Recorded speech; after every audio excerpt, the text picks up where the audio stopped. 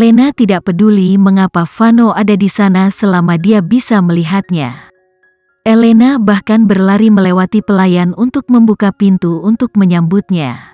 Ketika dia membuka pintu, dia melihat Vano berdiri di belakang Kinan yang sedang duduk di kursi roda. Di bawah lampu teras, Elena menatap Kinan dengan mata melotot. Ketidakpercayaan bisa terlihat jelas di wajahnya. Kinan menyipitkan matanya padanya dan bertanya dengan sinis, "Apa kamu terkejut karena aku tidak mati? Bukankah Kinan seharusnya sudah mati? Apa yang dia lakukan di sini?" Batin Elena. Tapi Elena diam-diam kembali fokus dan menjawab sambil mencibir, "Apa yang kamu bicarakan? Lagi pula, aku tidak akan terkejut jika aku menemukanmu mati suatu hari nanti. Tentu saja, kamu tidak akan melakukannya jika ada hubungannya dengan itu. Kinan, apa maksudmu dengan itu?"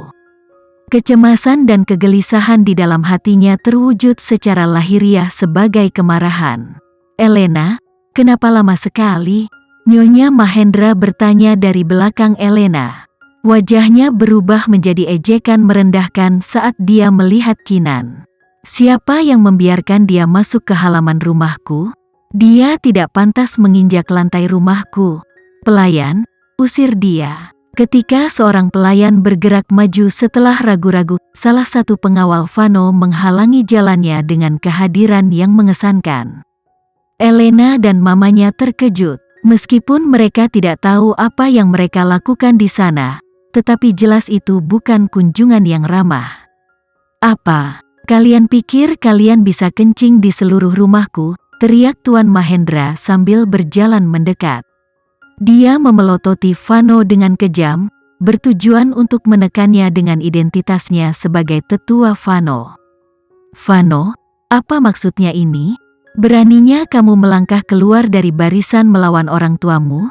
Vano menjawab tanpa emosi, "Ini salah paham. Tentu saja, kami tidak akan keluar jalur. Karena pembalasan sepenuhnya dibenarkan." Sepertinya Tuan Mahendra tidak tahu apa yang telah dilakukan putrinya, karena dia benar-benar mengira Vano takut padanya. Dia mendengus puas. "Jika itu masalahnya, apa yang kamu lakukan di sini? Kamu harus tahu bahwa kami, keluarga Mahendra, tidak menyambut wanita murahan ini. Kami di sini untuk memberi Elena beberapa hadiah." Kali ini Kinan yang menjawab. Nada suaranya tenang tetapi ada tekanan besar di baliknya. Nyonya Mahendra mengerutkan kening. "Hadiah? Hadiah apa?" Kinan memerintahkan dengan seringai dingin. "Teman-teman, bawakan Elena hadiah pertamanya." Segera, dua pengawal datang membawa tandu. Ada sesuatu di atasnya tetapi disembunyikan di bawah kain putih. Kedatangan benda misterius ini membuat udara di sekitar mereka menjadi dingin. Itu memancarkan aura berbahaya. Naluri Elena memberitahunya bahwa ini bukanlah hal yang baik. Tandu diletakkan di lantai antara kedua pihak dan pengawal mundur diam-diam. Kinan mengarahkan pandangannya pada Elena saat dia memerintahkan, "Ayo, bukalah. Aku sudah lama bekerja keras mempersiapkan hadiah yang luar biasa ini.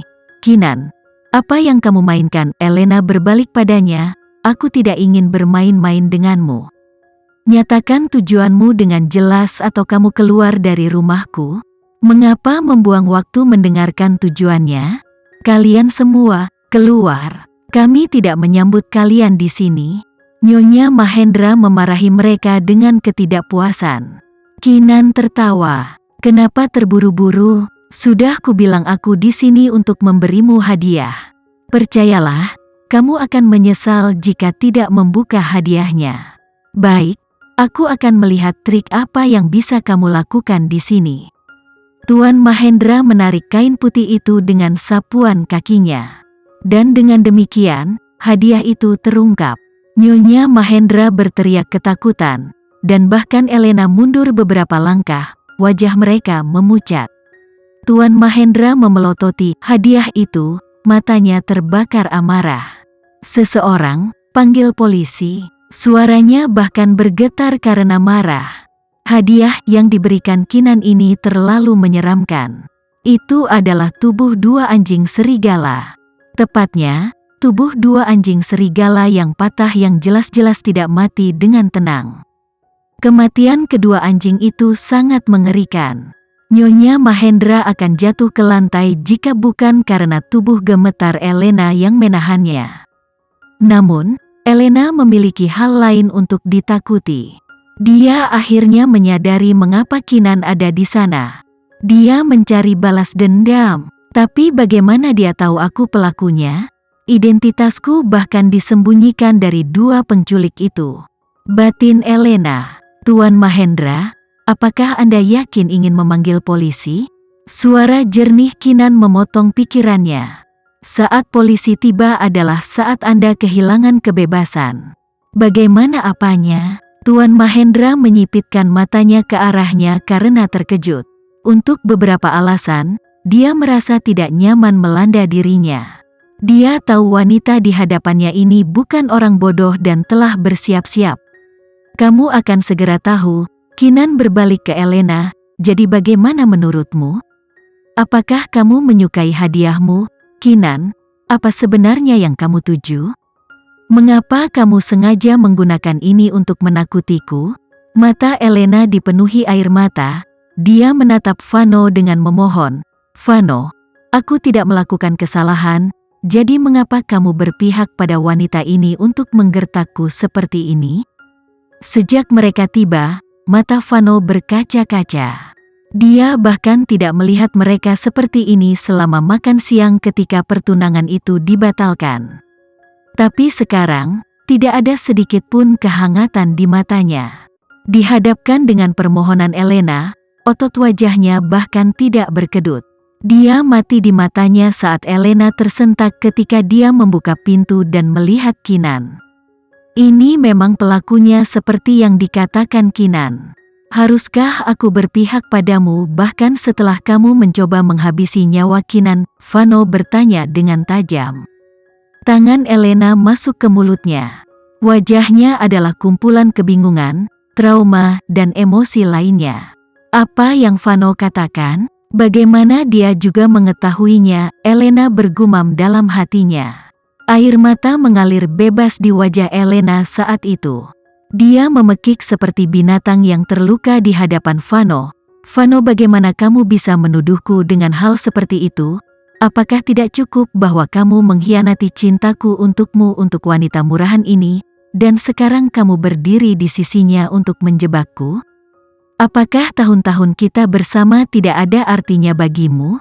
Vano menyeringai dan bertanya, berapa tahun kita bersama? Tidak pernah ada hubungan antara kita berdua. Elena mundur selangkah seolah-olah dia terkena pukulan fisik. Tidak pernah, aku tidak percaya padamu. Aku tidak percaya kalau kamu tidak pernah memendam cinta untukku. Aku tidak akan percaya. Kamu tidak sepadan dengan tipeku. Tambah Vano tanpa perasaan. Ini adalah pukulan lain bagi hati Elena. Beraninya dia bilang aku bukan tipenya. Hahaha, jika aku bukan tipemu, jangan bilang wanita murahan itu tipemu. Elena mengarahkan jarinya menuduh Kinan. Dia lebih berharga dariku dalam setiap aspek. Kenapa dia berharga sedangkan aku tidak? Jelaskan padaku, Elena. Jangan mengubah topik pembicaraan, Kinan memotongnya dengan kasar.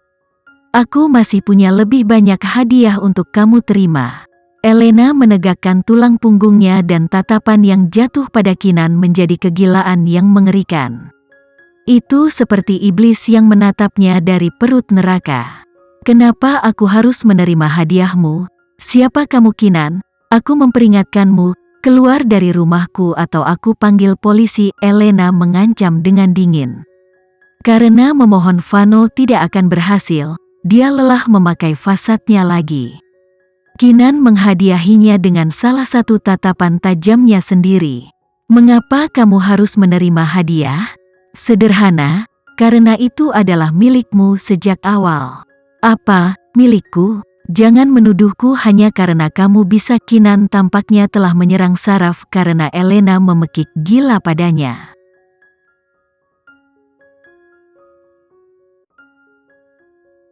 Sekian dulu ya video kali ini, kita lanjutkan lagi videonya di lain waktu. Oh iya, bagaimana menurut kalian? Semoga bisa sedikit menghibur kalian semua. Untuk teman-teman yang baru nonton, jangan lupa subscribe ya, hehehe. Dan kalau teman-teman ada yang ingin gabung langganan, bisa langsung gabung saja untuk dapat fitur yang menarik dan sedikit membantu Mimin. Terima kasih banyak sudah menonton, sampai jumpa lagi, bye bye bye.